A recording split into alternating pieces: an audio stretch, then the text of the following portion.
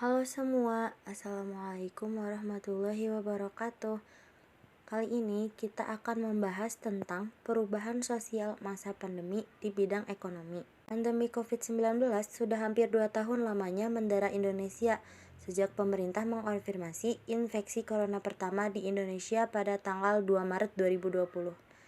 Tak hanya menciptakan krisis kesehatan masyarakat, pandemi COVID-19 juga secara nyata mengganggu aktivitas ekonomi nasional. Keputusan pemerintah menerapkan pembatasan sosial berskala besar atau PSBB sejak April 2020 berdampak luas dalam proses produksi, distribusi, dan kegiatan operasional lainnya yang pada akhirnya mengganggu kinerja perekonomian.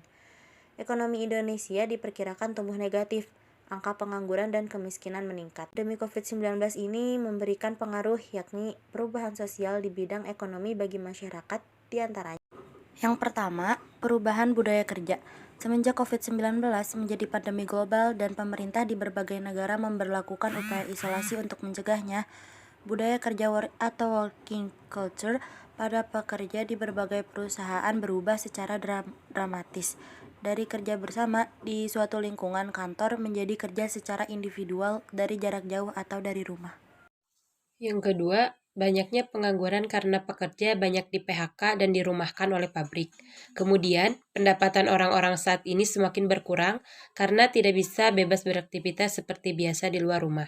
Mungkin bagi orang-orang yang berpenghasilan tetap tidak mempermasalahkan hal tersebut, namun bagi orang kecil seperti pedagang, tukang ojol, dan lain-lain merasakan dampaknya. Yang ketiga, penurunan wisatawan membuat sektor wisata di ujung tanduk. Larangan keluar masuk dari dan juga ke Indonesia sangat dibatasi.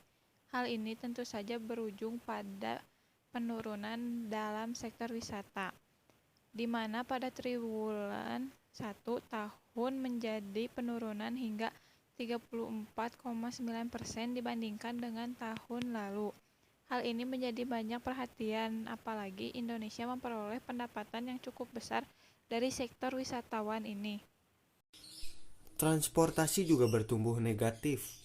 Pemberlakuan PSBB atau pembatasan skala besar-besaran membuat sektor transportasi juga terkena dampak, di mana jumlah penumpang rel, bus, dan juga pesawat mengalami penurunan cukup besar, bahkan mencapai angka negatif.